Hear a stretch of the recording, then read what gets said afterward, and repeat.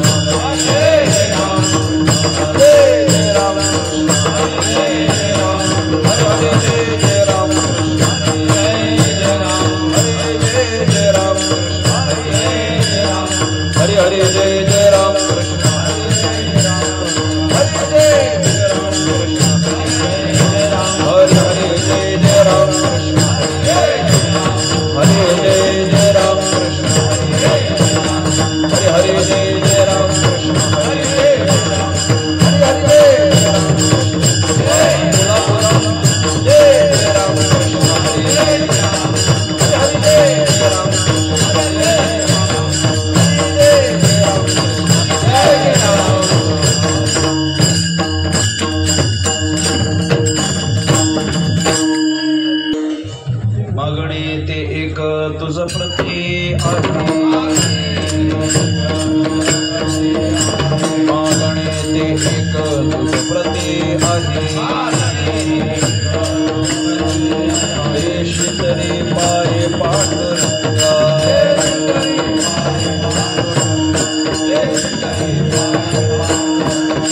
मागणे ते एक तुझ प्रती आहे मागणे ते एक तुझ प्रती आहे देश तरी पाय पांडुरंगा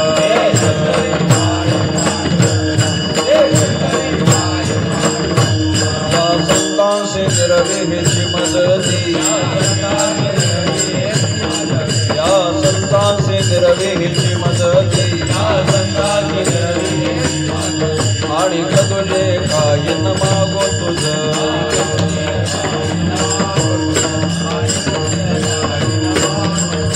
तुका म्हणे आता उदार तू होई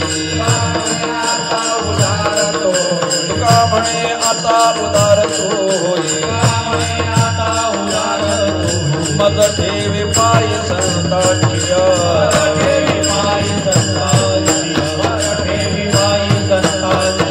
तुका म्हणे आता उदार तू होई तुका म्हणे आता उदार तू होई मज ठेवी पाय संतांचिया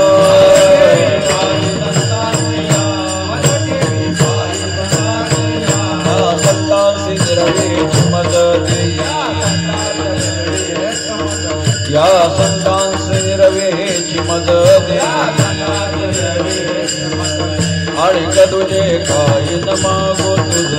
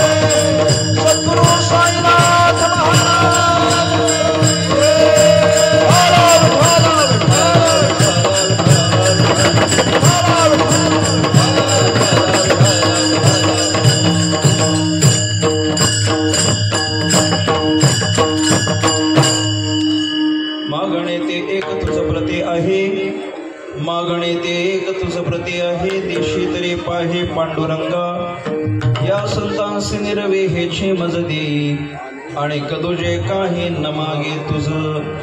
तुका म्हणे आता उदार तो होई, तुका म्हणे आता उदार तो होई, मज ठेवे पायी संतांचिया, या संतांसी निरवी हेची मज दे, आणि कदुजे काही न मागे तुझ. पांडुरंगा करो प्रथम नमन, दुसरे चरणा संतांचिया, त्यांच्या कृपादाने कथेचा विस्तारू. बाबाजी सद्गुरु दास तुका, योग ध्यान समायुक्तम निष्प्रपंचम परिग्रहम, प्रसन्नं वदनं शांतं मंगलं सुमनोहरं, ज्ञान वैराग्य संपन्ना खंड निज बोध रूपं, पूर्ण ब्रह्मा श्री सद्गुरे वामनाय नमोस्तुते. नसे आप पर ऐसा जगे जो महात्मा, विरक्ती श्रेष्ठ भक्ती स्मरे नित्य रामा. तिथे माघ पौर्णिमा साधो निवाट धरिले निज धामा, नमस्कार माझा सद्गुरु सावळा रामा. मस्तक माझा पायावरे या वारकरे संतांच्या, मागणे ते एक तुझ प्रती आहे, देशी तरी पाहे पांडुरंगा, या संतांसी निरवे हेची मज दे, आणि कदुजे काही न मागे तुझ. विठ्ठला विठ्ठला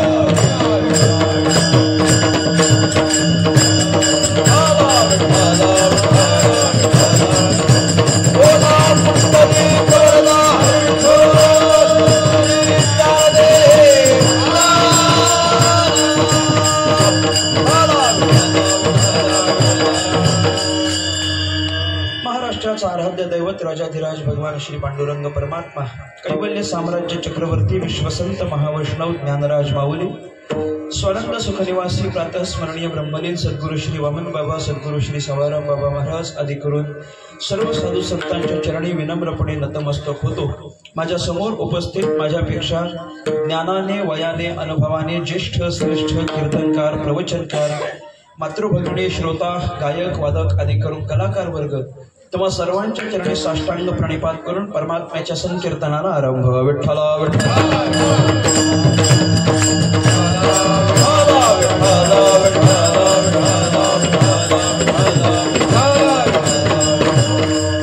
अभंगावरील चिंतनाला आरंभ करण्यापूर्वी अल्पसा परिहार देणं अतिशय महत्वाचं आहे. श्री साईबाबा द्वारकामाई सेवा समिती यांच्या माध्यमातून संपन्न होत असलेला 31व्या वर्षातला अखंड हरिनाम सप्ताह आणि त्यातील आजची ही शेवटच्या रात्रीची कीर्तन रूपी सेवा माझ्यासारख्या एका सर्वसामान्य साधकाकडे सुपूर्त केली आहे. तन्निमित्ताने या ठिकाणी उपस्थित आहे. विठ्ठला विठ्ठला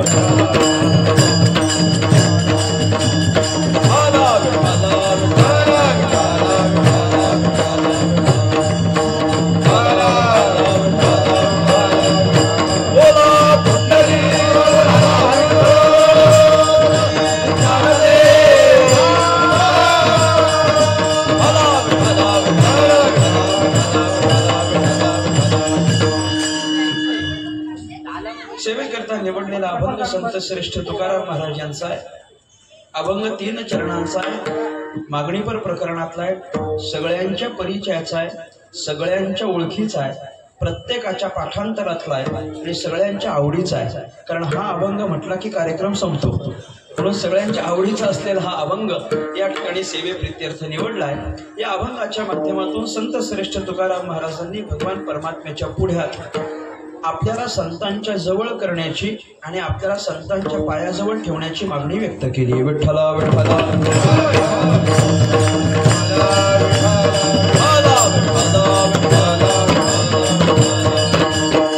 जगद्गुरु तुकाराम महाराजांनी भगवान परमात्म्याच्या पुढ्यात एक अनन्यसाधारण असं मागणं केलेलं आहे. तुकाराम महाराजांनी या अभंगामध्ये देवाच्या पुढ्याची मागणी केली आहे. ती काही प्रथमतच केलेली आहे अशातला काही भाग नाही. अनेक मागणीपर अभंगातून तुकाराम महाराजांनी भगवंताच्या पुढ्यात संतांच्या संगतीची अपेक्षा केलेली आपल्याला पाहायला मिळते. प्रत्येक वेळेला निरनिराळी मागणी जरी असली तरी संतांच्या संगतीला संत श्रेष्ठ तुकाराम महाराजांनी विशेष महत्त्व दिलेलं आहे. आणि अनेक वेळेला देवाच्या पुढ्यात जाऊन आम्हाला संतांच्या संगतीत ठेवा आम्हाला संतांच्या पायाजवळ ठेवा, आम्हाला संतांचं दर्शन होऊ द्या, संतांची आमच्यावर कृपा होऊ द्या, असं मागणं तुकाराम महाराजांनी देवाच्या पुढ्यात केलेलं आपल्याला पाहायला मिळतं. देवाच्या पुढ्यातच तुकाराम महाराज संतांच्या संबंधाने मागतात. हे कशाकरिता? तुकाराम महाराजांना ठाऊक आहे देवाचा आणि संतांचा असा अन्योन्य संबंध आहे की देवाच्या पुढ्यात गेल्याशिवाय संत भेटत नाही आणि संतांच्या जवळ गेल्याशिवाय देव भेटत नाही. विठ्ठला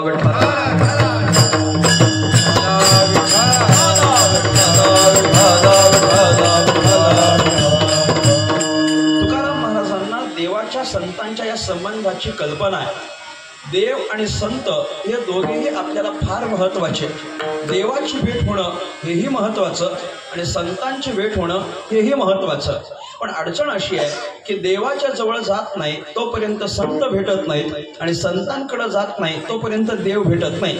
संतांची भेट दुर्लभ असली तरी देवाजवळ गेल्याशिवाय मिळत नाही आणि देव प्राप्त होणं दुर्लभ असलं तरी संतांनी कृपा केल्याशिवाय मिळत नसतो. विठ्ठला विठ्ठला.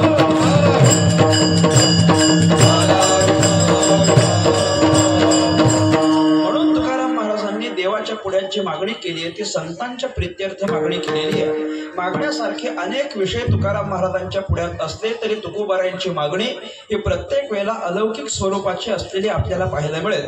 सर्वसामान्य जीवाची जशी भगवंताच्या पुढ्यात मागणी असते तशी साधू संतांची मागणी नसते. याचं कारण या समस्त प्रपंचाचं आणि स्वरूपाचं, या प्रपंचाचं आणि संसाराचं स्वरूप या साधू संतांना कळालेलं असल्यामुळे या संबंधाने आपण जे जे काही मागू ते प्रत्येक धर्म हे नाशिवंतच असणार आहे. त्याच्यामुळे त्या संबंधाने मागून काही उपयोग नाही. म्हणून आपण काहीतरी अलौकिक मागितलं पाहिजे याच्याकरिता तुकाराम महाराज मागतात. अनेक वेळा असा उहापोह केला जातो की तुकाराम महाराज जर अनेक अभंगातून मागू नये असं सांगत असतील तर अनेक अभंगातून परत देवाच्याच पुढ्यात मागताना दिसतात. असं का बरं होतं? तुकाराम महाराज जरी म्हणत असले की काही मागणे हे आम्हा अनुचित, तरीही तुकाराम महाराज जवळजवळ 400-450 अभंगातून देवाच्या पुढ्यात मागणी करतात. त्याचं कारण एवढंच आहे, वास्तविक तुकाराम महाराजांसारख्या मुक्त महात्म्याला देवाच्या पुढ्यात जाऊन मागण्याची आवश्यकता नाही. तुकोबारायांना आता मागण्याची आवश्यकता राहिलेली नाहीये. काम नाही झालो पाही रिकामा किंवा कृतकृत्य झालो इच्छा केली ते पावलो. तुका म्हणे आता परणेली नोवरी, तुका म्हणे मुक्ती परणेली नोवरी, आता दिवस चारी खेळी गळी, आता निश्चिंतीने पावलो विसावा खुंटलिया धावा तृष्णेचिया. असं सांगून जे कृतार्थतेला पोचलेले महात्मा आहेत, ज्यांनी कृतकृत्यता साधलेली आहे, या जीवनामध्ये सगळं काही करून संपलेलं आहे आणि मिळवायचं सुद्धा काहीच बाकी राहिलेलं नाही, असा कृतार्थ झालेला महात्मा परत त्याला देवाच्या पुढ्यात जाऊन मागण्याची काही आवश्यकता नाही. धन्योहम कर्तव्यम न विद्यते किंचित, काही कर्तव्य शिल्लक राहिलेलं नाही. आणि धन्योहम प्राप्तव्यम सर्व मध्य संपन्नम, आम्हाला जे मिळवायचं होतं ते सगळं मिळवून झालंय असं जे पंचदशीकारांनी आपल्याला चिंतन सांगितलंय. त्याप्रमाणे मुक्त झालेला हा जो महात्मा आहे त्या मुक्ताला परत देवाच्या पुढ्यात जाऊन वास्तविक मागण्याची काही आवश्यकता नाही. त्यांना मागण्याची जरी आवश्यकता नसली तरी जगाचा मागण्याचा स्वभाव अजून गेलेला नाही हे त्यांना ठाऊक आहे. कितीही वेळा आम्हाला अभंग पडवून सांगितले काही मागणे हे आम्हा अनुचित. तुका म्हणे जीवभाव देवापायी ठेवून या, काही न मागती असा भक्ताचा स्वभाव आपल्याला 1000 वेळा जरी सांगितला तरी आपण मागण्याचा स्वभाव आपला काही सोडायला तयार, तुम्ही नाही म्हणा बिंदास, आपण मागणं सोडायला तयार नाही. आपण देवाच्या पुढ्यात मागतोच मागतो. क्षणभर जरी आम्ही देवाच्या पुढ्यात उभे राहिलो तरी आपण काहीतरी मागतो आणि मगच परत येतो. देवाच्या पुढ्यात गेलो, देवाला नमस्कार केला, हात जोडून उभे राहिलो, डोळे बंद केले आणि न मागता परत आलो असं कधीच होत नाही. प्रत्येक वेळा जातो आणि काहीतरी मागून परत येतो. असा हा जो माणसाचा स्वभाव आहे तो तुकाराम महाराज तपासतात आणि तुकोबारा विचार करतात. लाख वेळा यांना सांगून झालं की मागू नका, तरी पण हे जर मागण्याचा स्वभाव सोडणार नसतील तर कमीत कमी देवाच्या पुढ्यात गेल्यानंतर काय मागावं हे आपल्याला कळावं याच्याकरता तुकोबारा फक्त मागणं मागून दाखवतात की असं मागायचं असतं. वास्तविक त्यांना मागायची गरज नाहीये, पण आपल्याला कळलं पाहिजे की देवाच्या पुढ्यात काय मागावं याच्याकरिता ते फक्त मागण्याची कृती करून दाखवतात, वास्तविक मागत नाहीत. विठ्ठला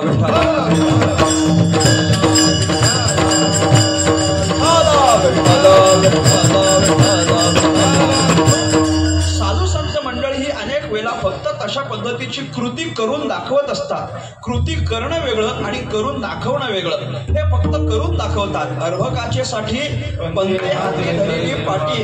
ज्याप्रमाणे एखादा अर्भक आहे, अज्ञानी जीव आहे, अज्ञानी विद्यार्थी आहे, ज्या विद्यार्थ्याला फारसं काही कळत नाही असा विद्यार्थी आहे, त्या विद्यार्थ्याला पाटीवर कसा काढायचा असतो हे काढून दाखवलं तरी कळत नाही. माझ्याकडे पहा, त्या विद्यार्थ्याला अगदी फळ्यावर काढून दाखवला असा काढायचा असतो तरी विद्यार्थ्याला लगेच कळत नाही. मग जो सुज्ञ असं मास्तर असतो की नाही, पंत, मास्तर, गुरुजी, आधुनिक भाषेत सर, जे कोणी मास्तर असतात की नाही, मग तो काय करतो, जर अज्ञानी जीव असेल आणि त्याला सांगितल्यानंतर कळत नसेल तर मास्तर त्याच्या बाकावर जातात, त्याच्या हातात पेन्सिल देतात, त्याच्या हातात जो पेन्सिल आहे तो हात स्वतःच्या हातात घेतात आणि पाठीवर गिरवून गिरवून त्याला शिकवतात की असा काढायचा असतो.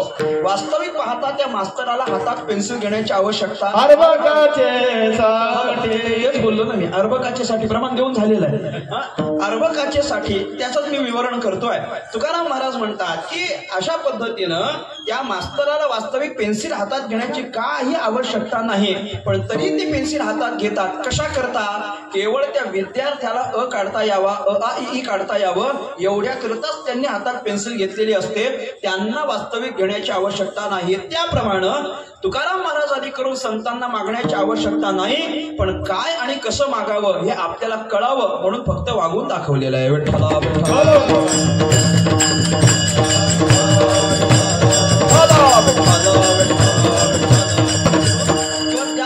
तुकाराम महाराजांनी दुसरा दृष्टांत दिलेला आहे. बालकाचे चाली माता जाणवली पाऊल घाले. ज्याप्रमाणे लहान लेकरू जेव्हा 1 वर्ष, 1.25 वर्षाचं, 1.5 वर्षाचं होतं तेव्हा ते चालायला लागतं. लहान लेकरू चालायला लागलं की आकस्मिक उठतं आणि लगेच चालता येतं अशातला काही भाग नसतो. तो अगोदर गुडघ्यावर चालतो, हळूहळू उभा राहतो, 2 पावलं टाकतो, 5 पावलं टाकतो आणि मग वाकडं तिकडं चालायला सुरुवात करतो. पण त्याला सरळ चालता यावं याच्याकरता आई काय करते, आई त्याचे दोन्ही हात हातात घेते, दोन्ही हात हातात घेते, त्याला आधार देते आणि जसा तो चालेल तसा चालतो. मग तो वाकडा जरी चालत असला तरी आई त्याच्यासारखंच वाकडं चालत असते. आईला सरळ चालता येत नाही का मला सांगा? हो नाही बोला जरा, माना हलवा, काहीतरी असं करा. आईला काही वाकडं सरळ चालता येत नाही? सरळ चालता येतं ना. आईला सरळ चालता येतं, पण तरी ती त्याच्या मागे मागे चालत असते. कशा करता? त्याला सरळ चालता यावं हे शिकवावं, ही कर्तव्य आणि जबाबदारी माऊलीची आहे. म्हणून आई त्याचा हात हातात धरते आणि त्याला चालायला शिकवत असते. म्हणजे त्याला चालायला शिकवावं याच्याकरता चालणं शिकवून करून दाखवते ती माऊली असते. वास्तविक तिला तसं चालण्याची आवश्यकता नसते, तिला सगळं येत असतं. अशाच पद्धतीचा स्वभाव आमच्या साधू संतांचा आपल्याला पाहायला मिळतो. तैसे संत जगी क्रिया करोनी दाविती अंगी, क्रिया करोनी दाविती अंगी, क्रिया करोनी दाविती अंगी.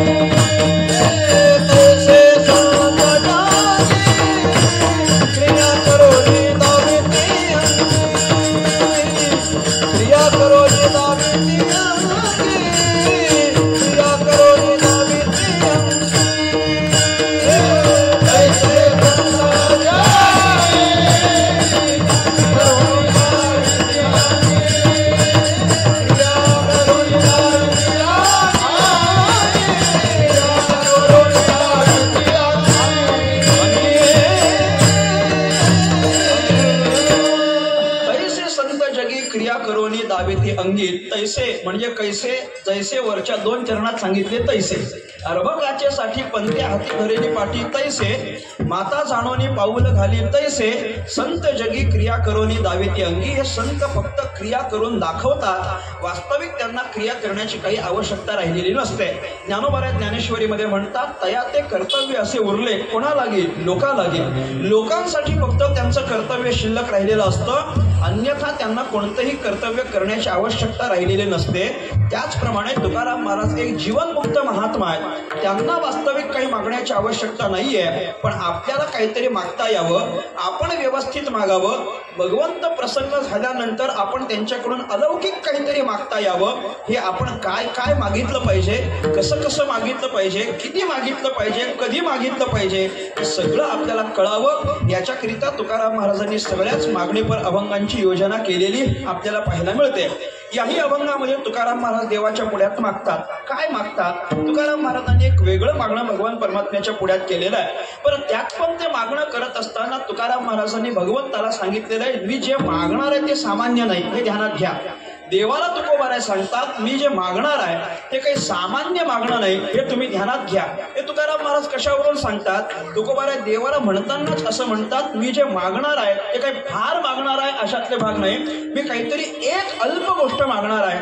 पण जी गोष्ट मागणार आहे ती गोष्ट मला द्यायला तुम्हाला जमणार असेल तरच सांगा, मी तुमच्या पुढ्यात मागेन. अभंगाचं पहिलं चरण. मागणे देख तुझं प्रति आहे, मागणे देख तुझं प्रति आहे, मागणे देख तुझं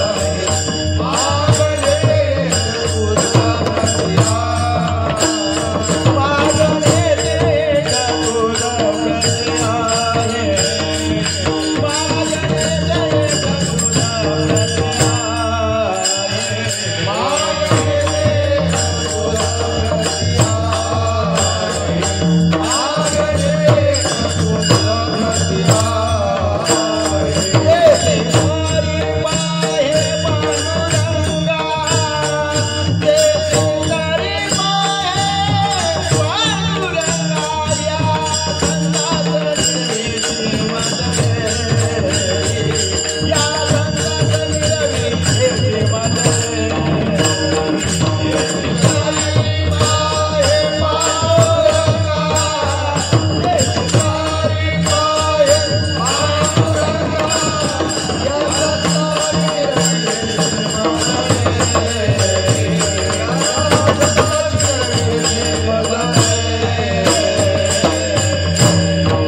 मागणे देख तुझं प्रति आहे, मागणे देख तुझं प्रति आहे, मागणे देख तुझं प्रति देशी तरी पाहे पांडुरंगा. देशी तरी पाहे जर तुम्हाला जमत असेल तर मला सांगा. कारण तुकाराम महाराजांचं मागणं एवढं अगम्य आहे की ते मागणं म्हणजे सहजासहजी द्यायला देवाला पण जमेल की नाही ही तुकोबाऱ्यांना शंका आहे. कारण साधू संतांची प्राप्ती होणं हे अतिशय दुर्घट आहे याची कल्पना तुकाराम महाराजांना आहे. संत प्राप्त व्हायचे म्हटले की ते मागणं सगळेच जण पूर्ण करू शकतात असं नाही, सगळ्यांच्या कुटीतलं ते नाही. वास्तविक देवाला पण ते जमेल की नाही ही तुकोबाऱ्यांना शंका आहे. आणि म्हणून तुकाराम महाराज देशी तरी पाहे असं म्हटलं. जर तुम्हाला जमत असेल तर बघा देवा, मी तुमच्या पुढ्यात मागणं करणार आहे, ते काही फार मागणं करणार आहे अशातली गोष्ट नाही.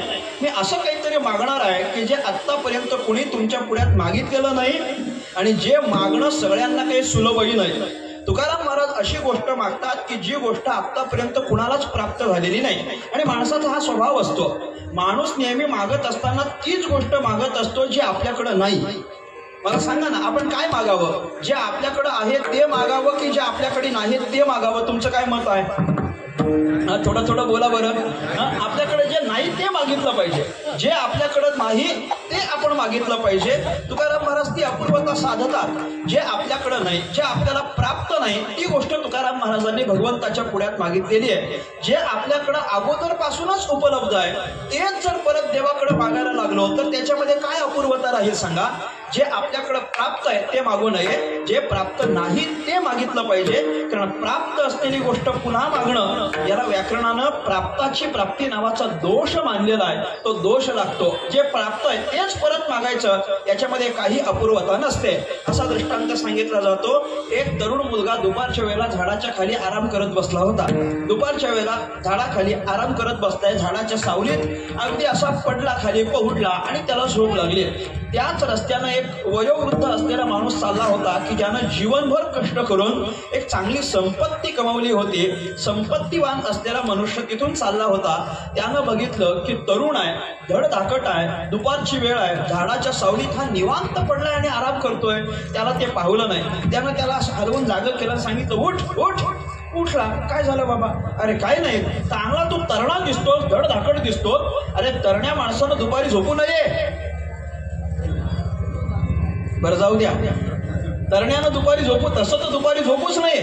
ज्याला जास्त जगण्याची इच्छा असेल त्यानं दुपारी झोपू नये असं म्हटलं जातं. दुपारची झोप चांगली नाही. त्याला सांगितलं अरे तू तरणा आहेस, तरण्या माणसानं असं दुपारी झोपू नये. तर म्हटलं झोपू नाही तर करू तरी काय? अरे करू काय म्हणजे अरे तुमच्याकडं भरपूर काही करण्यासारखं आहे. तुमच्याकडं आयुष्य आहे, तुमच्याकडं सामर्थ्य आहे, तुझ्याकडं बळ आहे, तुझ्याकडं बुद्धी आहे, भरपूर गोष्टी तुझ्याकडे आहेत, काहीतरी कर. म्हटलं काहीतरी कर म्हणजे नेमका काय करू?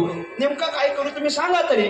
तर म्हटलं अरे काहीतरी कर म्हणजे चांगली संपत्ती वगैरे कमाव ना. तर म्हटलं कसं काय कमावणार बाबा, माझ्याकडं काहीच नाही, मी कशाला काय करू? काही नाही, आपलं बरं चाललंय, दिवस चालले. तर म्हटलं नाही असं नाही, तू कर, तुझी करण्याची हिंमत आहे का?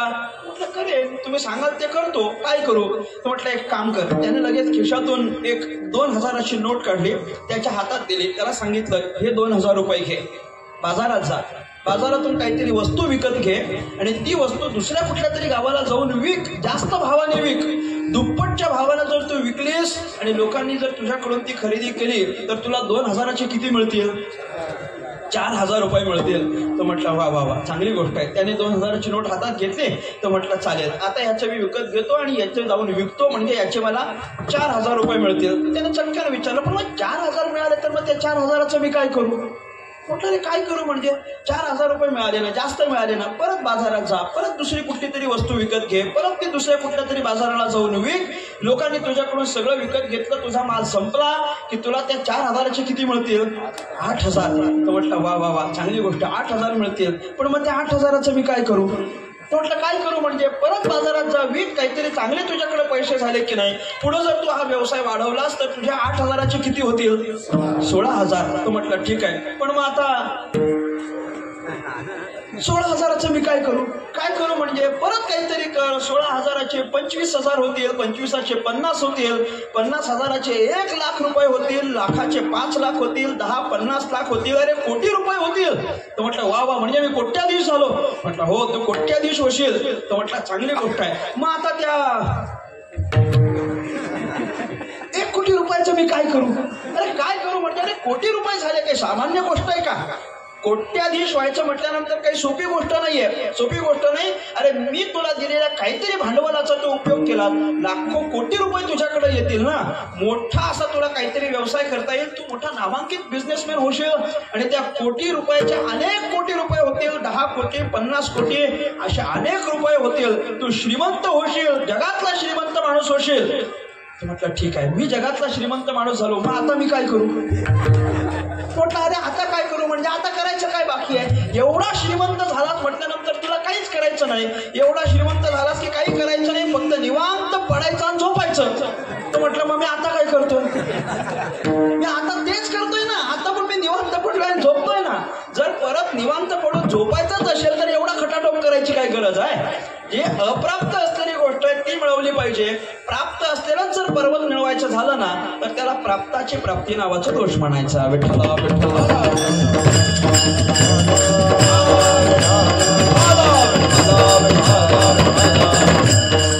तुकाराम महाराज अशी गोष्ट देवाच्या पुढ्यात मागण्यासाठी उभे राहिलेले की जी गोष्ट सगळ्यांनाच अप्राप्त आहे, आपल्याला सुद्धा अप्राप्त आहे आणि आपल्याला अप्राप्त असलेली गोष्ट तुकाराम महाराजांनी देवाच्या पुढ्यात मागितली. बरं, आपल्याला अप्राप्त असलेलं जर देवाच्या पुढ्यात मागितलं चांगली गोष्ट आहे, ते जर आपल्याला देवाच्या कृपेने प्राप्त झालं तर आपल्याला त्याचा आनंद आहे.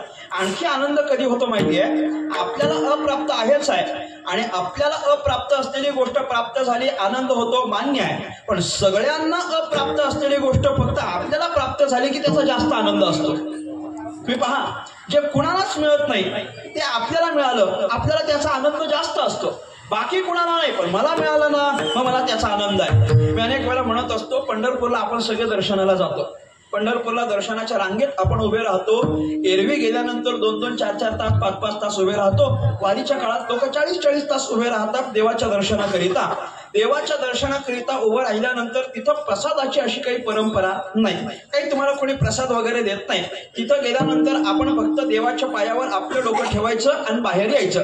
बाहेर यायचं म्हणण्यापेक्षा फक्त पायावर डोकं ठेवायचं, बाहेर आपोआप येतो आपण. त्यासाठी काही वेगळे प्रयत्न करावे लागत नाही. ते तिथलं दर्शन म्हणजे आपल्या मुंबईच्या लोकल सारखंच आहे, चढायला प्रयत्न करायचे, उतरायला नाही.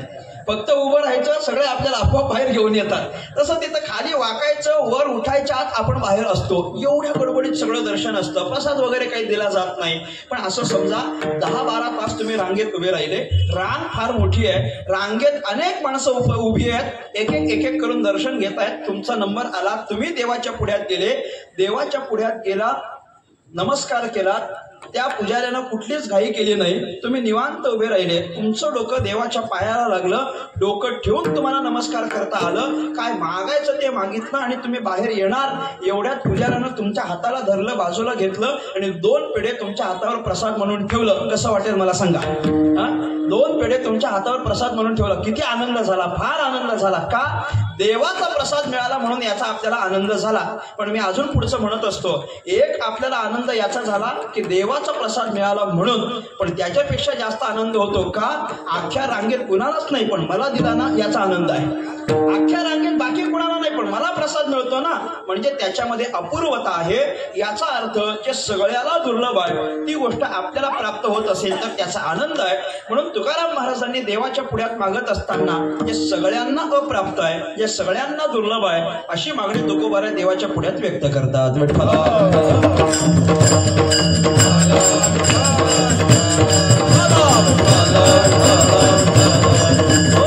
साधू संतांच्या संघाची अपूर्वता तुकाराम महाराजांना चांगल्या पद्धतीने ठाऊक आहे. या साधू संतांची भेट किती दुर्लभ आहे या संबंधाने सगळ्या महात्म्यांची वचनं तुम्ही पाहून घ्या. महर्षी नारदांनी भक्तिसूत्रामध्ये महत्संगस्तु अगम्य महत्संगस्तु दुर्लभो अगम्यो अमोघश्च असं सूत्र घातलेलं आहे. नारद महर्षी म्हटले महात्म्यांचा संघ हा कसा आहे, एक दुर्लभ आहे, दुसरं अगम्य आहे आणि तिसरं ते अमोघ आहे. साधू संतांची भेट ही अतिशय दुर्लभ आहे. दुर्लभ म्हणजे दुर्लभाच्या कोटीमध्ये जेवढ्या जेवढ्या गोष्टी येतात त्या सगळ्या दुर्लभात दुर्लभ जर काही असेल तर ती म्हणजे साधूची भेट आहे. हे आपल्याला अनेक वेळा श्रवण करायला मिळतं. तुम्ही ते जगद्गुरु शंकराचार्यांना विचारलं तर विवेक चूडामणी आपल्याला हेच सांगतं, दुर्लभम त्रयमे वैतक दैवानुग्रह हेतुकम मनुष्यत्वम मुमुक्षुत्वम महापुरुष संश्रयः. मुमुक्षुत्वम महापुरुष संश्रयः या गोष्टी जर दुर्लभ असतील तर मनुष्यत्व म्हणजे माणसाचा देह प्राप्त होणं दुर्लभ आहे. मुमुक्षुत्व मोक्षाची इच्छा अंतःकरणामध्ये तीव्र होणं हे दुर्लभ आहे. महापुरुषांचा म्हणजे संतांचा संघ हे सुद्धा दुर्लभ असेल तर जगद्गुरु आचार्यांनी महापुरुष संश्रय हे दुर्लभ सांगितलं आणि नारदांनी महत्संगस्तु दुर्लभो या दोघांच्या वचनाच्या अनुसार संतांचा संघ दुर्लभ आहे एवढं मात्र नक्की आहे. विठ्ठला विठ्ठला.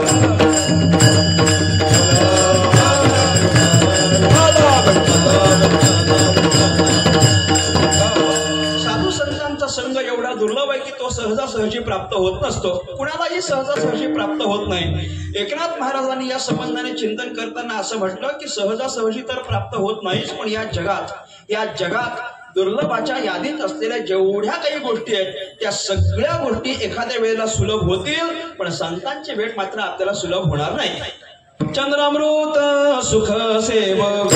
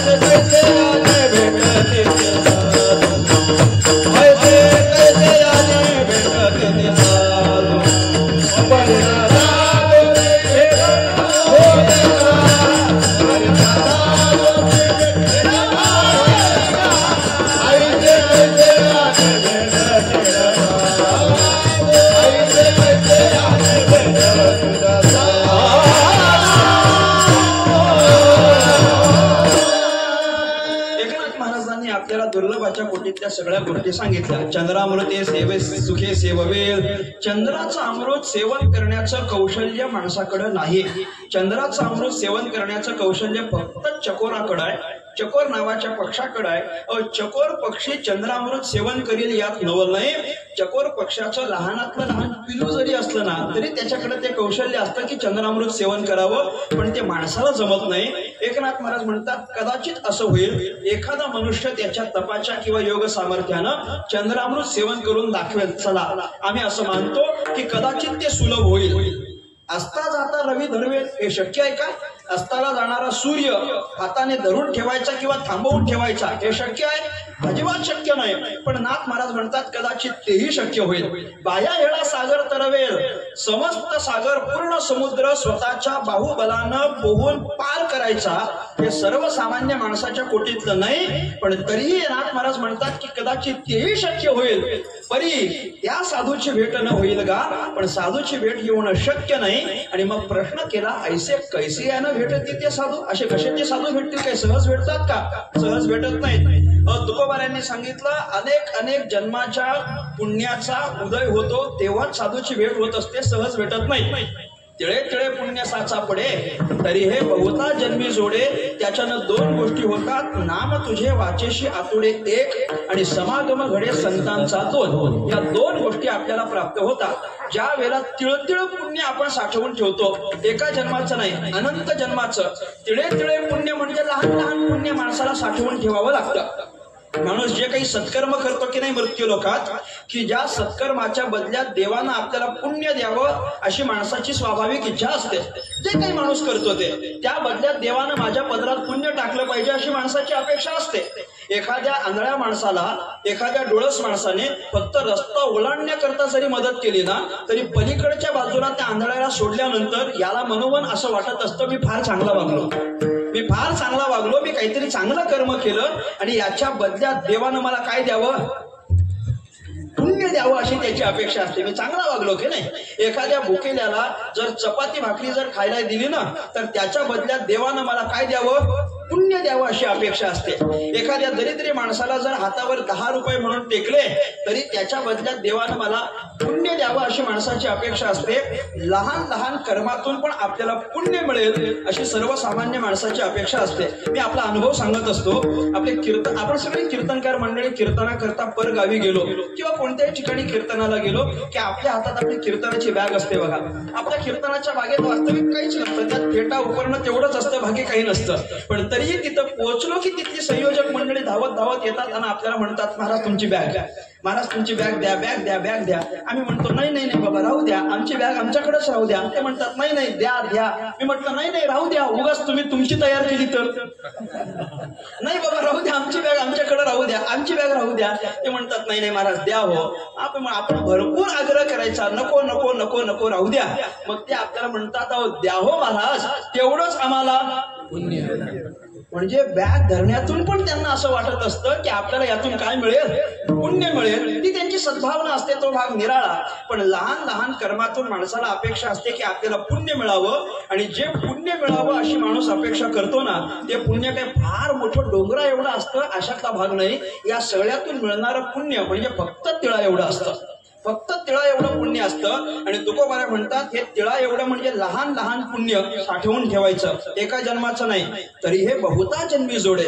अनेक जन्मांचं हे साठवून ठेवावं लागतं आणि ते अनेक जन्माचं साठवलेलं पुण्य फळ देण्याकरिता जेव्हा सिद्ध होतं तेव्हा दोन प्रमुख फळं आपल्याला प्राप्त होतात. नाम तुझे वाचेसी आतुडे, भगवंताचं नाव आपल्या मुखाला येतं. आणि दुसरं फळ आपल्याला प्राप्त होतं समागम घडे संतांचा, अर्थात संतांच्या समागमाकरिता अनंत जन्माची पुण्याई लागते. एवढं मात्र नक्की आहे. विठ्ठला विठ्ठला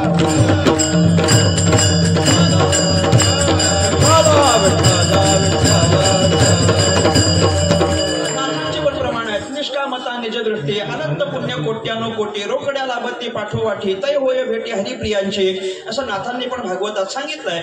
याचा अर्थ साधू संतांची भेट ही सहजासहजी प्राप्त होत नसते, दुर्लभ आहे, भरपूर दुर्लभ आहे. ऐसे कैसे यानं भेटत ये एवढं दुर्लभ आहे. मग तुकोबारायांना प्रश्न केला की बाबा ऐसे कैसे याने म्हणजे भेटणारच नाहीत काय? कधीच भेटणार नाहीत, कुणालाच भेटणार नाहीत. तुकोबाराय म्हणतात नाही नाही, अरे कुणालाच भेटत नाहीत अशातली गोष्ट नाही. साधू संत भेटतात, पण संतांची भेट दुर्लभ आहे. याला कारण संतांची भेट होण्याकरता जी पात्रता लागते ते पात्र असणारी माणसं कमी आहेत म्हणून दुर्लभ आहे. साधू संतांची भेट होण्याकरिता एक विशेष पात्रता यावी लागते.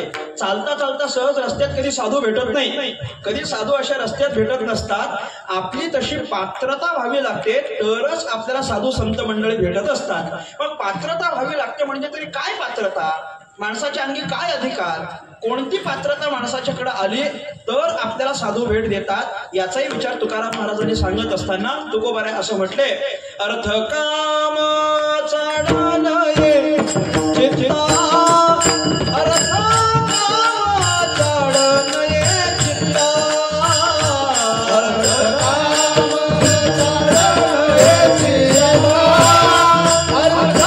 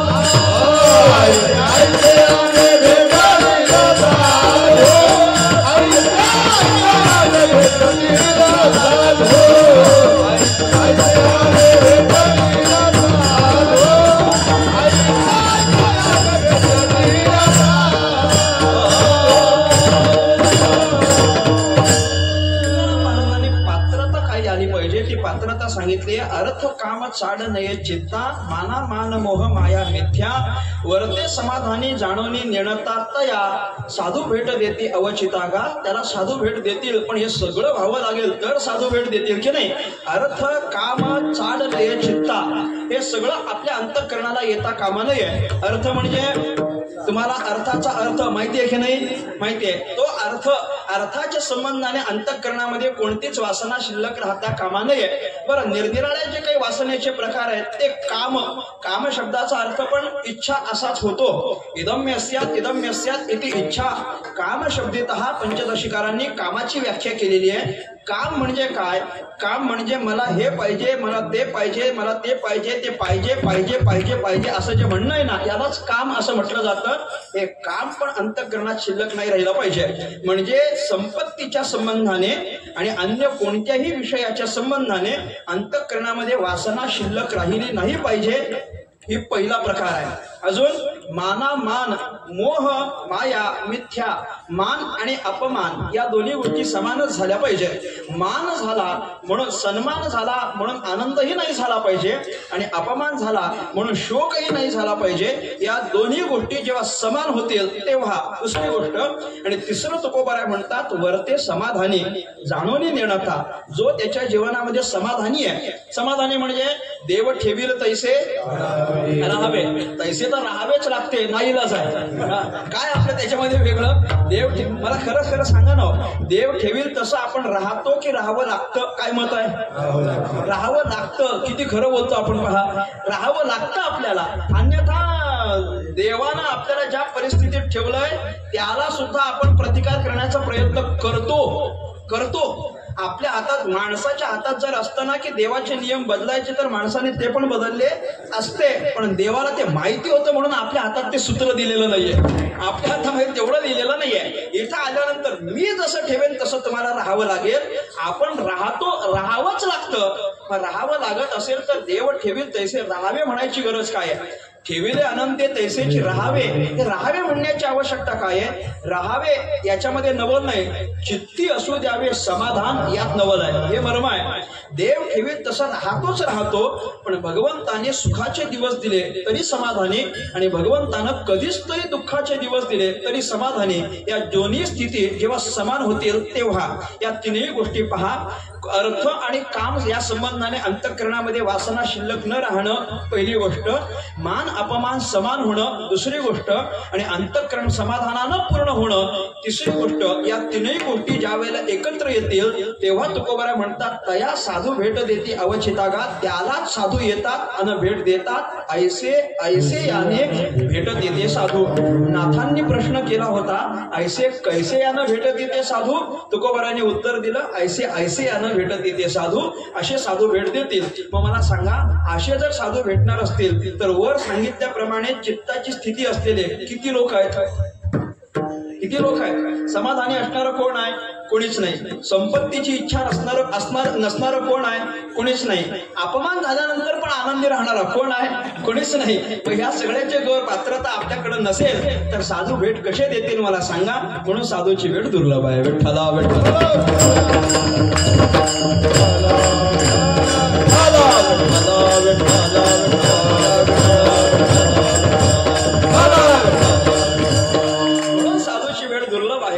साधू आपल्याला सहजासहजी प्राप्त होत नाही.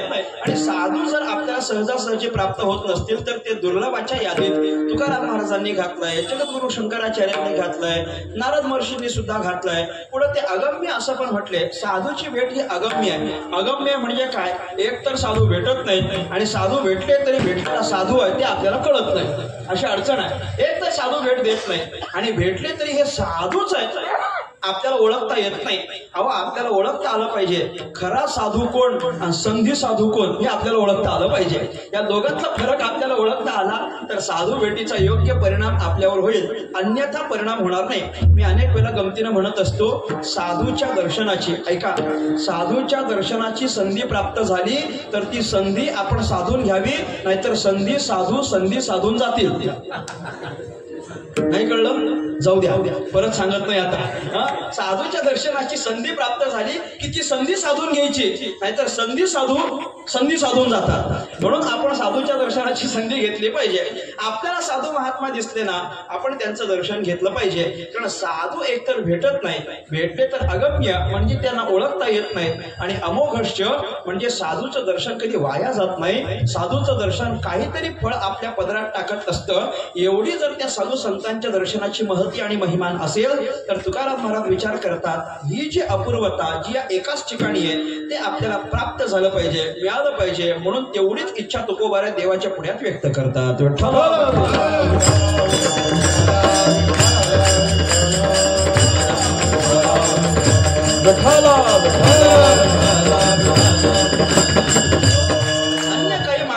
आपण अशी काहीतरी गोष्ट मागावी की जे मागितल्यानंतर अन्य सगळ्या गोष्टी ज्या ठिकाणी जाऊन थांबतात तीच गोष्ट आपण मागितली पाहिजे. एक लाभ होणं हे चांगलं आहे की सगळे लाभ एकत्र होणं हे चांगलं आहे? तुमचं काय मत आहे? सगळे लाभ एकत्र झाले पाहिजेत की नाही? माणसाला ते आवडतं. एक वस्तू प्राप्त करून त्याच्याकरिता वेगळे प्रयत्न करणं हे चांगलं आहे की एकाच प्रयत्नात सगळं मिळणं हे चांगलं आहे? एकाच प्रयत्नात सगळं मिळणं हे चांगलं आहे की नाही? मी व्यावहारिक उदाहरण देत असतो.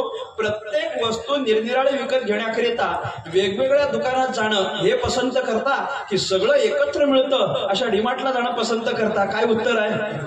आम्हाला डीमार्ट आवडतो, भले 1000चं ठरवून 10,000 घालून येऊ, पण आम्ही हा म्हणा ना, काय हरकत काय, खरं आहे की नाही ते आता आम्ही तिथंच जातो की नाही. आम्ही जे ठरवलेलं पण नसतं, आमच्या ध्यानीमध्ये पण नसतं की हे आपण घेतलं पाहिजे, पण तरी आपण तिथं जातो आणि घेऊन येतो. का सगळं एकत्र दिसतं की नाही समोर. वेगवेगळ्या ठिकाणी जाण्याची आवश्यकता नसते. आता माणसाचा स्वभावच असा आहे की माणसाला मेहनत नकोय, माणसाला सगळं आयतं मिळालं पाहिजे आणि ते आयतं देतात. फक्त एवढंच की आयतं देतात पण फुकट देत नाहीत. आमचे संत आयतं पण देतात आणि फुकट पण देतात, जाऊ द्या तो विषय वेगळा आहे. परंतु ते आयतं आपल्याला उपलब्ध असतं, आपण घेऊन येतो. का असं झालं, सगळे लाभ एकत्र होणार असतील तर ते माणसाला आवडतात.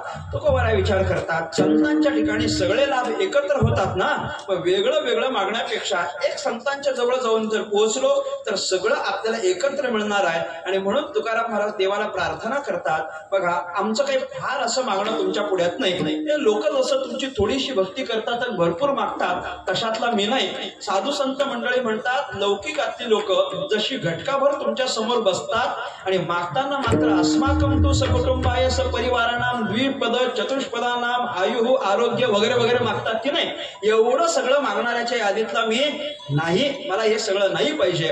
मला जे पाहिजे आहे ते फार थोडी असलेली गोष्ट आहे, अल्प आहे, एकच आहे. मी फार काही देवा तुझ्या पुढ्यात मागणार नाहीये, पण मी जे मागणार आहे ते अतिशय महत्वाचं आहे. काय मागायचं आहे, देवानं तुकोबारायांना सांगितलं, बाबा काय मागायचं ते मागा, मी तुम्हाला द्यायला तयार आहे. तुमची भरपूर सेवा आहे, 8 पिढ्याची सेवा आहे, तुमच्या भक्तीचं ऋण आहे, मागण्याचा तुम्हाला अधिकार आहे आणि देण्याकरता मी स्वतंत्र आहे. तुम्हाला काय मागायचं ते मागा. तुकाराम महाराज म्हणतात, मागायला तयार आहे, पण तुम्ही देणार असाल तर, देशी तरी आहे, देणार असाल तरच मागतो, नाहीतर मी मागत नाही. आधी हो म्हणा, मी जे मागणार आहे ते मी देईन असं हो म्हणा. देव म्हणाला, असं कसं, आधी मागा तर, सरळ कसं काय हो म्हणणार. तुम्ही काय मागणार आहे ते मला कळलं तर पाहिजे. बरं तुम्ही जे मागणार आहात ते मला जर नाही देता आलं तर, त्यामुळे तुम्ही आधी मागा. तुकाराम महाराज म्हटले, त्याची काळजी देवा तुम्ही करू नका, मला माहिती आहे ते तुम्हाला देता येतं, ते तुम्हाला देता येतं असं नाही, तुम्हालाच देता येतं म्हणून तुमच्याकडे मागायला लागलं. आम्हाला माहिती आहे संतांची वेळ अवघड असली तरी पण बहु अवघड आहे संत भेटी, हे मान्य आहे, पण तरी जगजेठी, जोपर्यंत जगजेठी करुणा केली हे होत नाही तोपर्यंत अवघड असलेली संतांची भेट होत नाही, हे आम्हाला माहिती आहे ना. म्हणजे ते दुर्लभ जरी असलं तरी ते तूच एकटा देऊ शकतोस याची आम्हाला पूर्ण खात्री आहे. म्हणून आम्ही तुमच्या पुढ्यात, हे मी तुम्हाला सांगितलं, तुकोबारायांनी देवाला अजून सांगितलं नाही. तुकोबाराय देवाला म्हणतात, देवा त्याची काळजी करू नका, मी जे मागणार आहे ना ते तुमच्या देण्याच्याच कोटीतलं आहे, ते तुम्ही नक्की देऊ शकता हे मला माहिती आहे, आणि म्हणून तुम्ही द्याल अशी मला आधी खात्री द्या. हो म्हणा, मग मी मागतो. देव म्हणायला लागले, अरे बाबा तुम्ही आधी मागितलं असतं तर बरं झालं असतं, म्हणजे मला ठरवता आलं असतं की मी कितपत पात्र आहे आणि कितपत नाही. तुकाराम महाराज म्हटले, बघा देवा, हो म्हणायचं असेल तर म्हणा, नाही तर लगेच जय विठ्ठल करतो म्हटले. लगेच मी जातो, लगेच माघारी जातो, थांबतच नाही अजिबात. तुम्हाला द्यायला जमणार आहे का. देव म्हणायला लागले, अहो मागा, भरपूर वेळ झाला, त्याच्यावरच गेलाय सगळा, मागा मागा, तुम्हाला काय मागायचं आहे. तुकाराम महाराज म्हटले, बघा देवा, द्यायचं असेल फक्त एकच गोष्ट मला द्या, लहानशी एक मागणी तुमच्या पुढ्यात आहे. जे काही तुमचे भक्त, महात्मा, साधू किंवा या जगामध्ये ज्यांना संत म्हणून संबोधलं जातं, फार काहीच नको, मला फक्त त्या संतांच्या जवळ घेऊन जा, एवढी एकच मागणी पूर्ण करा. अभंगाचं दुसरं चरण. या संताची निरावी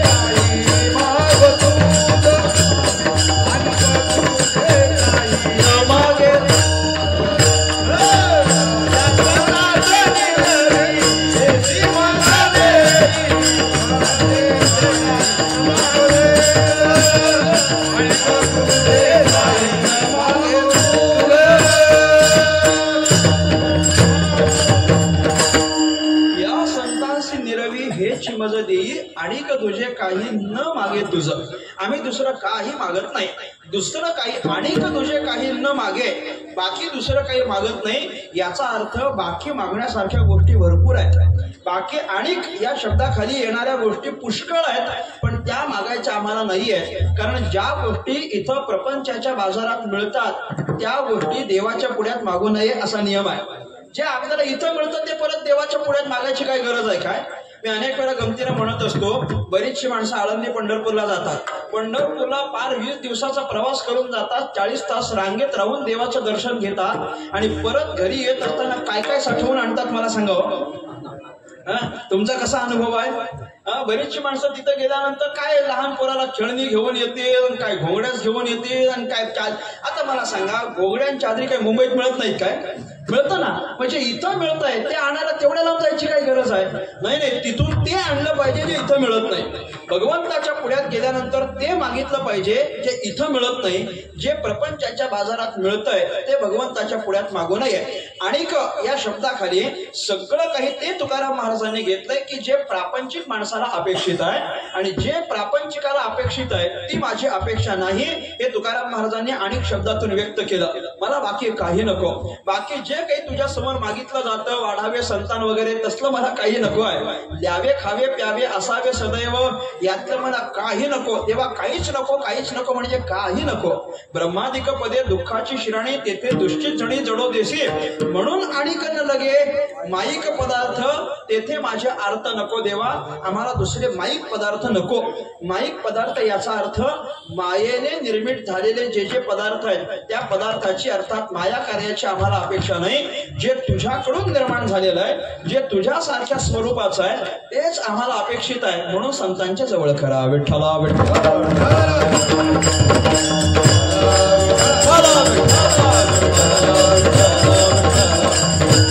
संतांच्या जवळ करा अशी तरी मागणी तुकाराम महाराज कशा करता तुकोबारे म्हणतात, संतांच्या नुसतं जवळ करा. नुसतं संतांच्या जवळ जरी गेलो ना तरी अगम्य अमोघ अशी फळं आम्हाला प्राप्त होतील. साधू संतांच्या जवळ गेल्यानंतर जे फळ प्राप्त होतं ते अन्य कुणाच्या जवळ गेल्यानंतर मिळत नाही. कुणाच्या तरी संगतीत गेल्यानंतर काहीतरी फळ मिळत असतं हे नक्की आहे. कुणाच्या संगतीत गेल्यानंतर ज्याची संगत त्याची पंगत असं म्हटलं जातं की नाही.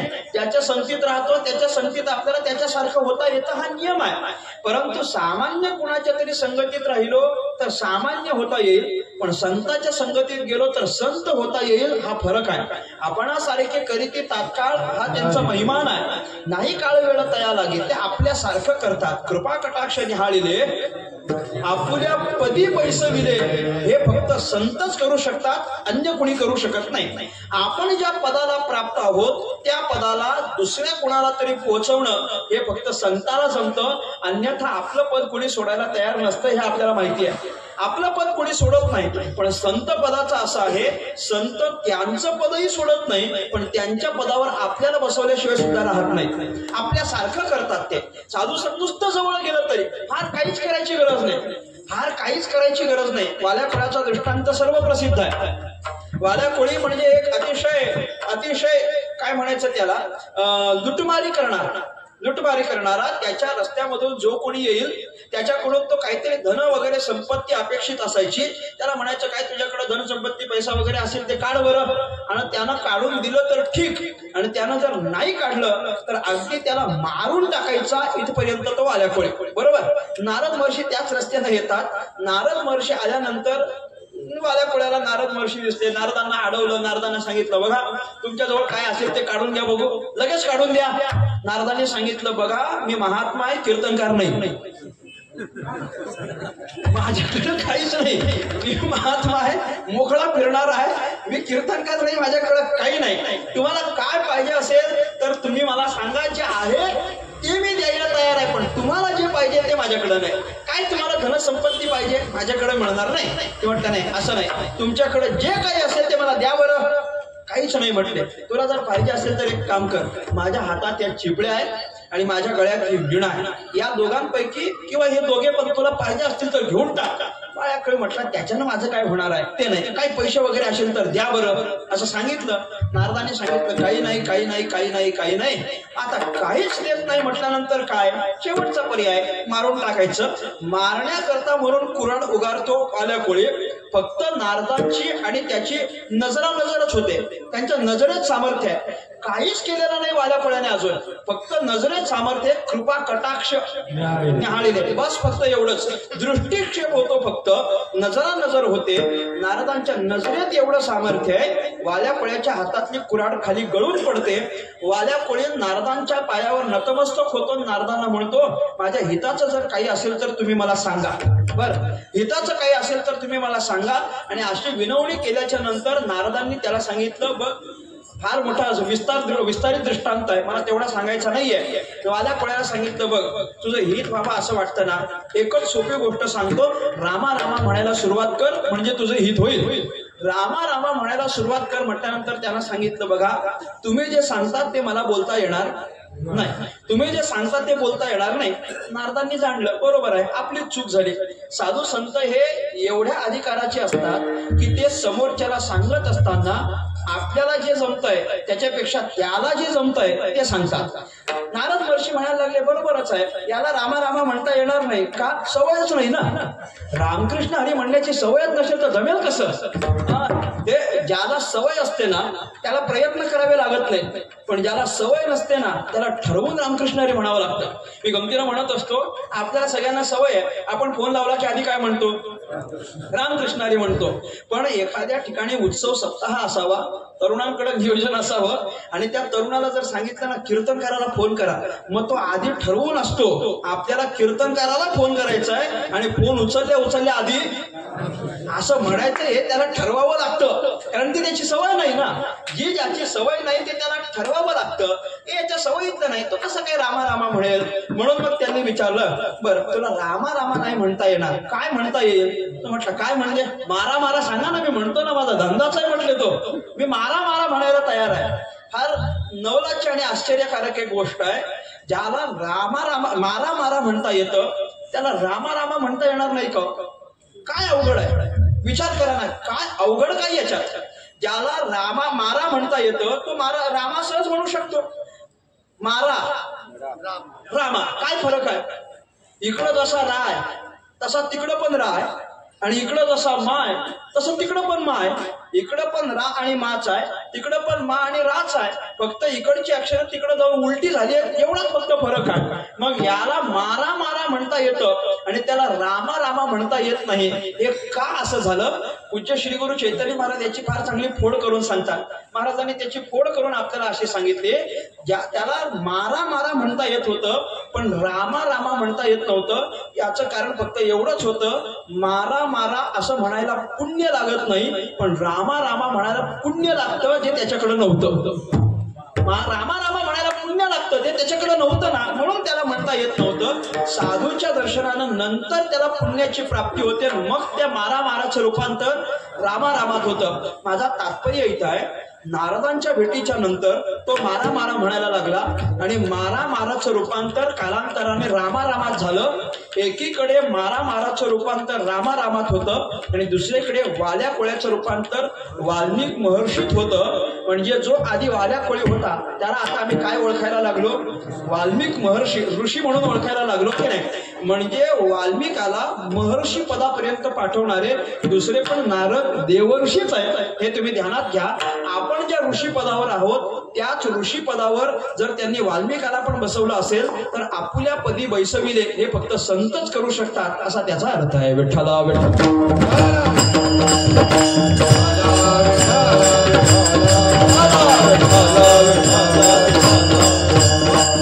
याच्याकरता वाल्याकोळ्यानं फार काही केलं नव्हतं, फक्त नारद त्याच्या जवळच आले होते.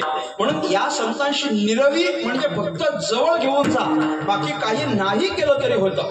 अगदी जवळ जरी गेलो आम्ही काहीच केलं नाही पण संतांच्या जवळ राहिलो ना तरी आम्हाला परिणाम प्राप्त होत असतो, तरी आम्हाला परिणाम प्राप्त. अल्पसंगती त्यांची अर्धक्षण जरी आपल्याला साधू संतांची संगती प्राप्त झाली तरी त्या अर्धक्षणानं सुद्धा आपल्या जीवनाचं सोनं होण्याची शक्यता आहे. हे फक्त संतांकडेच होतं, अन्य कुणाकडे होत नाही. संत श्रेष्ठ ज्ञानेश्वर महाराजांनी विसोबा खेचराला फक्त बाजूला हो सांगतानाच हस्तस्पर्श झाला, बस फक्त बाजूला.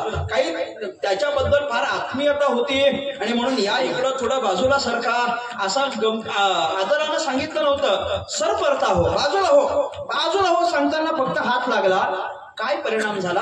आतापर्यंत जे विसोबा खेचर ज्ञानेश्वर महाराजांचे विरोधक आहे पण ज्ञानोबारायांच्या हाताचा स्पर्श झाल्यानंतर तेच विसोबा खेचर नामदेव महाराजांचे गुरु होत असतील तर अल्पक जरी आपल्या संतांची संगती प्राप्त झाली तरी त्याचा परिणाम फार मोठा आहे हे ध्यानात घेता येतं. म्हणून तुकाराम महाराज देवाला म्हणतात, देवा एवढंच करा की आम्हाला तुम्ही त्यांच्या संगतीमध्ये अर्थात त्यांच्या जवळ घेऊन जा, बस एवढंच करा, जवळ घेऊन जा, बाकी काही करण्याची आवश्यकता नाही. कारण आम्ही एकदा का त्यांच्या जवळ गेलो की पुढचं काम संत मंडळी करत असतात, आपल्याला करायची गरज राहत नाही, फक्त आपण त्यांच्या जवळ जायचं. ते श्रीमद भागवताच्या आरंभी महर्षी नारदांनी आपलं पूर्वचरित्र सांगितलंय बघा. आणि आपलं पूर्वचरित्र सांगत असताना नारदांनी असं सांगितलं, मी आत्ता जे नारद म्हणून तुम्हाला दिसतोय ना याला कारण पण संतांची संगतीच आहे. कारण पूर्वी काही मी नारद वगैरे नव्हतो, एका सामान्य दासीचा मुलगा होतो. कोण म्हटलं? नारद महर्षी म्हणतात, मी पूर्वी एक सामान्य दासीचा, पूर्व आयुष्यात म्हणजे मागच्या जन्मात मी एक सामान्य दासीचा मुलगा होतो. पण माझ्या आईला संतांची सेवा करण्याची मोठी आवड. चातुर्मासात काही महात्मा येतात, आमच्याकडे राहतात, माझी आई त्यांची भरपूर सेवा करते आणि सेवा करत असताना माझी आई मला तिच्या सोबत घेऊन जायची. त्यांना काही जेवण वगैरे लागेल याची सगळ्याची व्यवस्था माझी आई करायची आणि मला सोबत घेऊन जायची. मी त्यांच्या सोबत जायला लागलो आणि तिथं सोबत गेल्यानंतर मला कळलं की हे महात्मा जेव्हा त्यांना वेळ मिळते तेव्हा ते कथा करतात म्हणजे देवाची कथा सांगतात. कुणीतरी सांगतं, कुणीतरी ऐकतं, अशी कथा तिथे चालते. मग मी काय करायला लागलो, मी फक्त त्यांच्या तिथं जाऊन बसायला लागलो. हळूहळू बसल्यानंतर मला त्या कथेमध्ये आवड निर्माण झाली. हळूहळू त्या कथेची आवड निर्माण झाल्यानंतर मी तिथंच राहायला लागलो. तिथंच म्हणजे बरीचशी मंडळी सकाळची कथा झाली की जेवण केल्यावर घरी यायची परत जायची, पण मी परत जात नव्हतो. मी कथा संपल्यानंतर पण तिथंच बसायचो. का बरं तिथंच बसायचो? नारद महर्षी म्हणतात, मी तिथंच बसायचो याचं कारण मला भीती असायची की जर समजा मी घरी आलो आणि पोचायला जर मला उशीर झाला आणि माझा थोडासा कथेचा भाग जर गेला तर, कथेचा भाग माझ्याकडून श्रवणाचा राहिलाच तर, म्हणून मी घरी येत नव्हतो. कुठं नारद आणि कुठे आम्ही विचार करत असतो, जाऊ दे पहिली चाल झाल्यावर जाऊ. ही गंमत अशी असते ना, कीर्तन सुरुवात करताना ते सुरुवात करणारे म्हणत असतात लोक आले की सुरुवात करू आणि लोक म्हणत असतात सुरुवात झाली की आपण जाऊ. तर हा मेळच जुळत नाही कुठं. मग 15-20 मिनिटं त्यातच निघून जातात. आपण विचार करत असतो, जाऊ दे पहिला चाल अजून पंचपदी चालू आहे ना, पहिली चाल झाल्यानंतर आरामात जाऊ. नारद महर्षी म्हटले तसं नाही. मला भीती असायची कथेचा जर थोडासा भाग आपल्या हातून गेला तर तो जाऊ नये म्हणून मी घरीच आलो नाही. मग त्या संतांना माझी काळजी वाटली. त्यांनी मला विचारलं की तुझी खाण्यापिण्याची व्यवस्था? मी म्हटलो काहीच नाही. मग ते जे काही खायचे त्यातून जे शिल्लक राहायचं ते सगळं मी खायचो. संतांचं उष्ट मला हळूहळू खायला मिळालं आणि त्याच प्रसादाचा परिणाम म्हणून मी या जन्मामध्ये नारद झालो, म्हणजे देवाचा भक्त झालो. हा परिणाम जर संतांचा असेल तर नारद महर्षी म्हणतात, सुरुवातीला काय मला फार आवड होती का? नाही, सुरुवातीला मी फक्त त्यांच्या जवळ जाऊन बसलो. मी त्यांच्या जवळ जाऊन बसलो एवढंच मी केलं, बाकीचं काम संतांनी केलं. विठ्ठला विठ्ठला.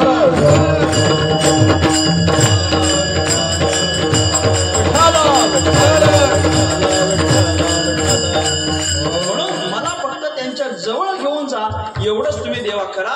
कारण त्यांच्या जवळ गेल्यानंतर ते सगळा परिणाम आपल्याला एकत्र देतात. सगळ्या साधनांकडून मिळणारा परिणाम एकत्र देण्याचं सामर्थ्य या साधू संतांकडे आहे असं आपल्याला पाहायला मिळतं. तेणे साधती साधने, तेणे साधती साधने, तेणे साधती साधने, तेणे साधती साधने, तेणे साधती साधने, साधती साधने.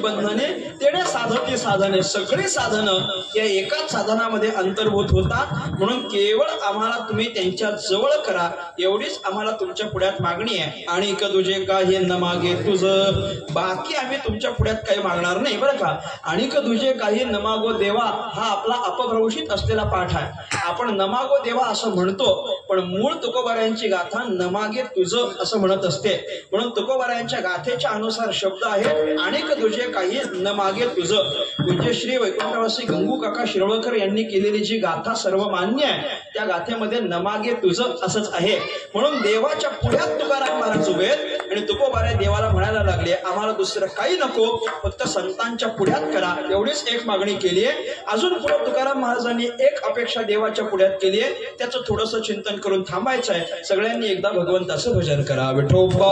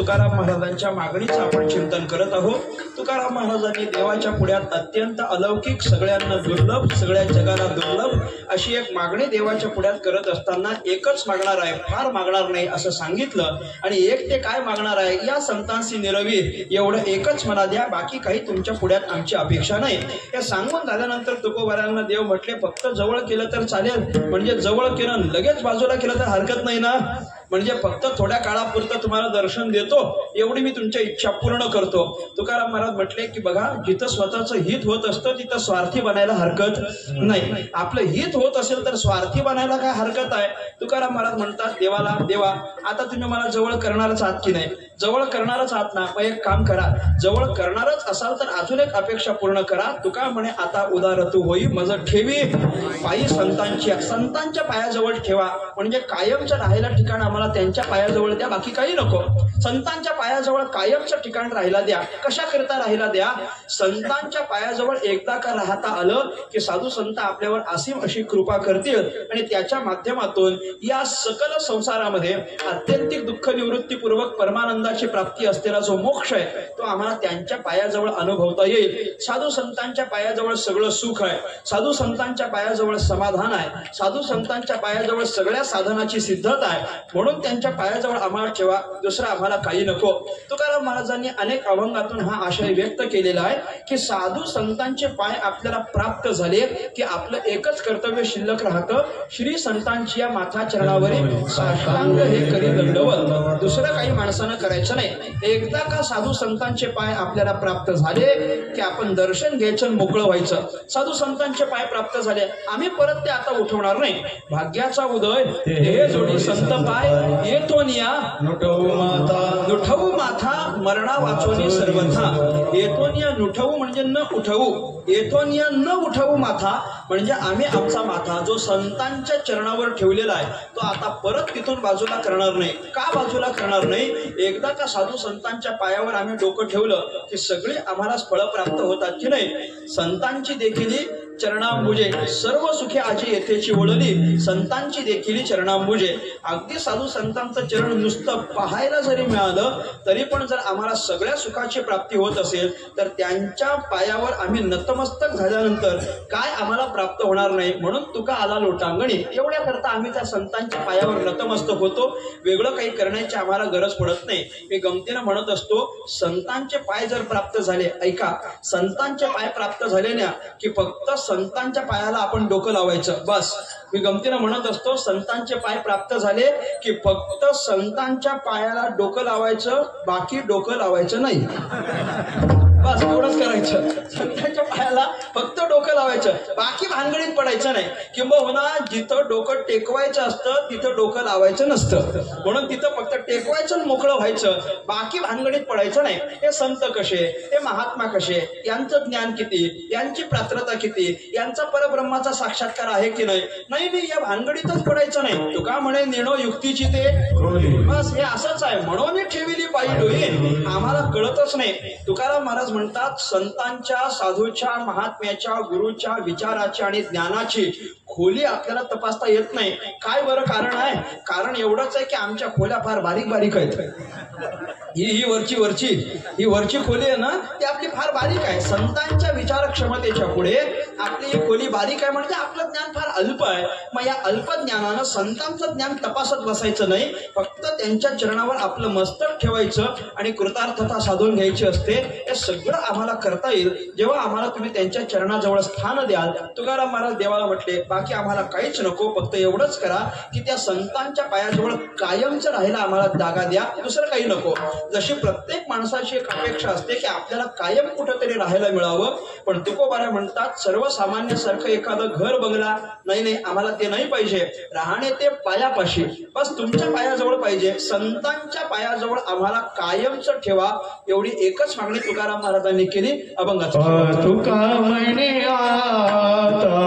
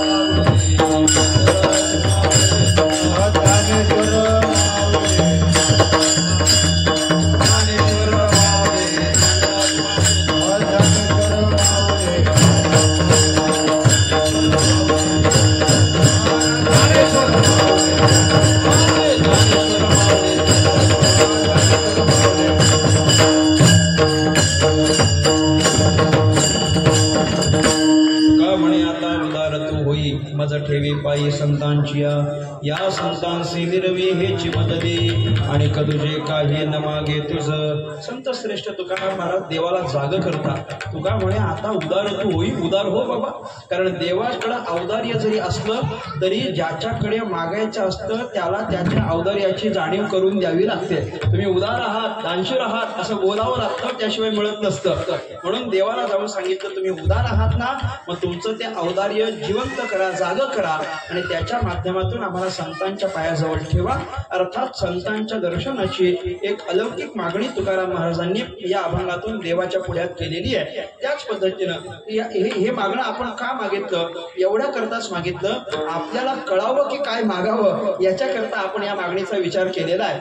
म्हणजे भगवान परमात्म्याला आपण अशी अपेक्षा करू शकतो की ज्यांच्या कृपा आशीर्वादानं, ज्या साईनाथांच्या कृपा आशीर्वादानं आम्ही हा उत्सव करतो आहोत, देवाला सांगावं बाकी काहीच नको, या संतांशी निरवी याची मदत दे. आम्हाला फक्त त्यांच्या जवळ करा, त्यांच्या पायाजवळ राहण्याकरिता आम्हाला स्थान द्या, सगळ्या फलाची आकस्मिक आम्हाला प्राप्ती होणार आहे. एवढी मागणी आपल्याला करता यावी याच्याकरिता या अभंगाचं आपण चिंतन केलं. झालेली ही सेवा भगवान परमात्म्याच्या चरणी समर्पित करतो. माझ्या वाणीला पूर्ण विराम देतो. आपल्या ह्या समस्त परिसराच्या माध्यमातून संपन्न होत असलेला आणि श्री साईबाबा द्वारकाई सेवा समिती यांच्या माध्यमातून संपन्न होत असलेला प्रातिवार्षिक उत्सव की ज्याला 30 वर्ष पूर्ण झालेली आहेत आणि यंदाचं हे 31वे वर्ष आणि वर्षातली आजची जागराची शेवटच्या रात्रीची 7व्या दिवसाची कीर्तनरूपी सेवा हरिभक्तीपरायण श्रद्धेय आदरणीय दीपक महाराज शिंदे यांच्या माध्यमातून माझ्यापर्यंत येऊन पोहोचली आणि म्हणून तुम्हा सगळ्यांच्या दर्शनाचा लाभ झाला. महाराजांच्या माध्यमातून इथपर्यंत आलो. ज्यांच्या कृपा आशीर्वादानं आणि शुभ प्रेरणेनं हा उत्सव संपन्न होतो आहे. वैकुंठवासी हरिभक्तीपरायण सीताराम महाराज रटाटे आणि कैलासवासी चंद्रकांत शेठ जाधव यांच्या कृपा आशीर्वादानं आपण हा उत्सव करतो आहोत. मला वाटतं मी अनेक वेळा रटाटे बाबांना पाहिलेलं आहे. त्यांनी माझ्या सेवेमध्ये त्यांची पवित्र उपस्थिती अनेक वेळा मी अनुभवलेली आहे आणि काही दिवसांच्या पूर्वी अगदी त्यांचं आपल्यातून निघून जाणं झालं, परंतु त्यांच्या स्मृती अजूनही आपल्यामध्ये जिवंत आहेत एवढं मात्र निश्चित. आणि त्यांच्याच आशीर्वादाने आपण हा उत्सव करतो आहोत. त्यांच्या विशेष अशा सहकार्यानं आपला हा उत्सव या ठिकाणी संपन्न होतो आहे. आपल्या परिसराचे असलेले, आपल्या सगळ्यांचं आवडतं असलेलं व्यक्तिमत्व सन्माननीय भरत साहेब मते आणि त्यांच्या सौभाग्यवती माजी नगरसेविका सौभाग्यवती अश्विनीताई भरत साहेब मते ताई या ठिकाणी बसल्या. भरपूर वेळ बसल्या, संपूर्ण कीर्तन भर बसल्या. हे फार महत्वाची असलेली गोष्ट आहे. वेळात वेळ काढून ही मंडळी या ठिकाणी येतात आणि आपल्या ह्या कीर्तनाचं श्रवण करतात. भरपूर वेळ त्या या ठिकाणी बसल्या आणि त्यांच्या अर्थात त्यांच्या उभयतांच्या दोघांच्या पती पत्नीच्या विशेष सहकार्याने आपण हा उत्सव या ठिकाणी संपन्न करतो आहोत. त्यांचेही अनेक अनेक आभार या ठिकाणी व्यक्त करतो. सगळीच आदरणीय ज्येष्ठ गायनाचार्य मृदंगाचार्य मंडळी तुम्हा सगळ्यांचे अनेक आभार व्यक्त करतो. काही प्रमाणाच्या वेळेला मी तुम्हाला थांबवलं असेल तर क्षमा करा. परंतु कीर्तनात मला मध्यंतरी प्रमाण असं आवडत नाही, म्हणूनच मी शक्यतो थांबवत असतो. परंतु आपला सगळ्यांचा गाढा अभ्यास माझ्यापेक्षा जास्त आहे, परंतु तरीही ती चूक झाली असेल तर आपण क्षमा करावी. आपण सगळी श्रोते मंडळी या ठिकाणी उपस्थित राहिलात. इथला बसण्याचा फीलच वेगळा आहे. म्हणजे असं बघतानाच बाल्कनी सारखं वाटतं की नाही. म्हणजे मागची माणसं अशी उंच उंच उंच होत गेलेली आहेत, त्याच्यामुळे मागच्या माणसाला पुढच्या माणसाला बघण्याची काहीच कमतरता. लांबच्या माणसाला पण मी दिसतो, कारण तो वर होत झालेला असतो की नाही. त्यामुळे बसण्याची छानशी व्यवस्था आकस्मिक प्राप्त झालेली आपल्याला. हे साईनाथांची कृपाच आहे की त्यांनी व्यवस्थित, नाहीतर मग तो मागचा माणूस नुसताच दुसऱ्याच्या आडून बघत असतो महाराजांना. परंतु इथं तशी काही कमतरता राहिलेली नाही. हे सगळे भगवान परमात्म्याच्या कृपेनं संतांच्या आशीर्वादानं आपण हा उत्सव करत आहोत. चांगली चांगली तरुण मंडळी या ठिकाणी उपस्थित आहेत. तरुणी मृदंग मंडळी आपल्याला उपस्थित झाली, त्यांची आभार. म्हणजे गाणारा तरुण, वाजवणारा तरुण, कीर्तनकार तरुण, हे बरं पडतं जरा. मी गमतीनं म्हणत असतो, तुम्हाला तरुण जायचं असेल तर तरुण असला पाहिजे. तरुण लवकर तरुण जातात, त्याच्याकरता आधी तरुण इथं आला पाहिजे. म्हणजे तो तरुण असा नसला पाहिजे की त्याला धरून आणावं लागेल, तो त्याला व्यवस्थित इकडं आला पाहिजे, भगवंताच्या भक्तीत आला पाहिजे, सप्ताहामध्ये आला पाहिजे. बरीचशी तरुण मंडळी या ठिकाणी उपस्थित आहेत, त्याही सगळ्यांचे आभार व्यक्त करतो. आमचे हरिभक्तीपरायण नलावडे बाबा या ठिकाणी उपस्थित राहिले. म्हणजे आमच्या परिसरामध्ये ते अनेक ठिकाणी सेवेकरता असतात आणि इथं आत्ता मला खाली आल्यानंतर मला भेटले आणि मला म्हटले की माझं भरपूर आयुष्य याच ठिकाणी या परिसरामध्ये गेलेलं असल्या कारणानं आम्ही या ठिकाणी आलो. याही बाजूचे चौकदार आहेत, याही सगळ्यांचे आभार व्यक्त करतो. समस्त सेवा समिती असेल आणि विणेकरी बाबा असतील, सगळ्यांचे आभार व्यक्त करून माझ्या वाणीला पूर्ण विराम. बरे साहेब म्हटले ना आता बरं झाले ना. विठ्ठल जय जय